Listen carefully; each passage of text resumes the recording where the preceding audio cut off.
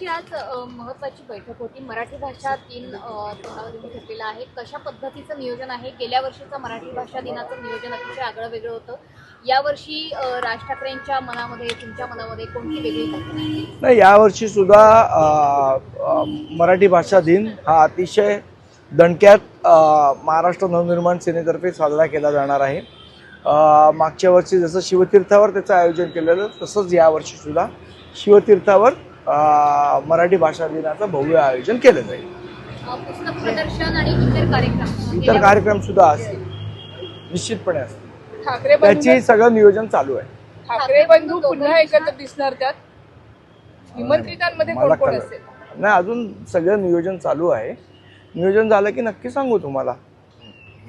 संजय राऊत आणि तुम्ही यांचं वाकयुद्ध गेले 2 दिवस आम्ही बघतो आहोत. संजय राऊत आज असं म्हटलेले आहेत की जे आरोप करतायत म्हणजे तुम्ही, तर तुम्हाला सुद्धा अशा प्रकारचे काही आमिष मिळाली होती का? तुम्हाला तिथलं काही कमिशन मिळालं होतं का?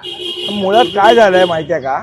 मोजायला गेले होते का तुम्ही? मुळात असं झालंय, सुपर प्रवक्त्यांचा प्रॉब्लेम हा झालाय की सुपर प्रवक्त्यांना सुपर उद्धव ठाकरेंची भीती वाटायला लागली आहे का नाव घ्यायला.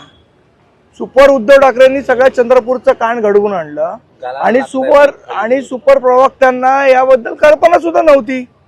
त्यामुळे सुपर प्रवक्त्यांनी आता काय झालंय, सुपर प्रवक्ते काय करतायत आता चंद्रपूरचे नगरसेवक तर गेले. आता लहानपणी जी आपण गोष्ट ऐकलेली, अगं अगं म्हशी मला कुठे नेशी, अशी अवस्था संजय राऊतांची झाली आहे. त्यामुळे असं बोलावं लागतं त्यांना. तो त्यांचा भाग आहे बोलण्याचा. न बोलून सांगतील कोणाला, अशी त्यांची अवस्था झाली आहे. पण चंद्रपूरच्या बाबतीत ज्यांनी शेण खाल्लेलं आहे त्यांच्यावर कारवाई होईल? काही कारवाई करणार नाही मी 100. आणि मी याच्या वरती जाऊन सांगतो की हे चंद्रपूरचं होणार आहे अशा पद्धतीचं भाजपचं डील हे संजय राऊतांना आधी सुद्धा माहित होतं. त्याच्यात काही सरप्राईज नव्हतं संजय राऊतांना, हे त्यांना माहिती होतं आधी. मग एवढी आगपाकड संजय राऊतांची काय? आता करायचं काय? आता शेवट जे आपण बोललोय त्याच्या विपरीत घडतंय, तर मग मी मारल्यासारखं करतो, तू रडल्यासारखं कर, आणि म्हशीवर बसून अगं अगं म्हशी मला कुठे नेशी, अशी अवस्था झाली आहे त्यांची. म्हणताय की सुपर प्रवक्त्यांना सुपर उद्धव ठाकरेंची भीती वाटते. सुपर उद्धव ठाकरे मग नाव का नाही घेत सुपर उद्धव ठाकरेंचं? सुपर उद्धव ठाकरेंचं नाव घोषित करावं सुपर प्रवक्त्यांनी. या सुपर उद्धव ठाकरेंनी हा सगळा निर्णय घडवून आणला.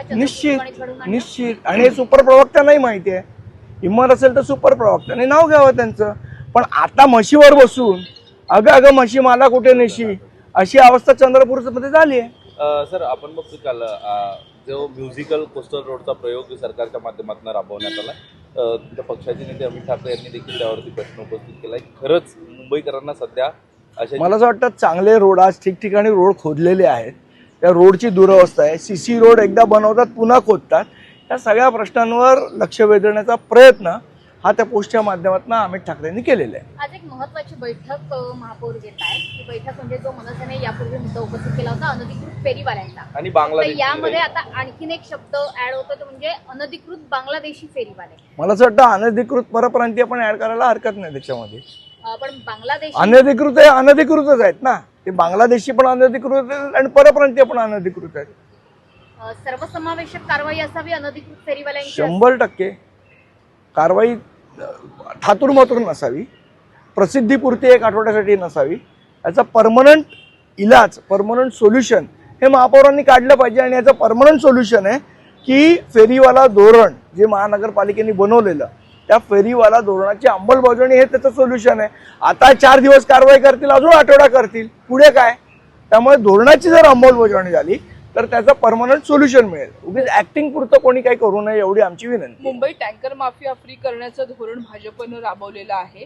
खरंच ते शक्य आहे का? अनेक ठिकाणी पाण्याची चोरी करणारं हे मोठं रॅकेट मुंबईत अस्तित्वात आहे. तर म्हणाल्यात ना, तर आपण वेळ देऊ त्यांना, बघू आठवडाभर करतायत का नाही करत. आता इतके दिवस सत्तेत पण होते ना, असं काय ते महापालिकेचंच काम आहे अशातला भाग नाही. पण टँकर माफिया फ्री करणं एवढं शक्य आहे? आता ते म्हणतात तर आपण त्यांना वेळ देऊ. नाही महिनाभरात झालं तर पुन्हा एकदा या विषयावर बोलू.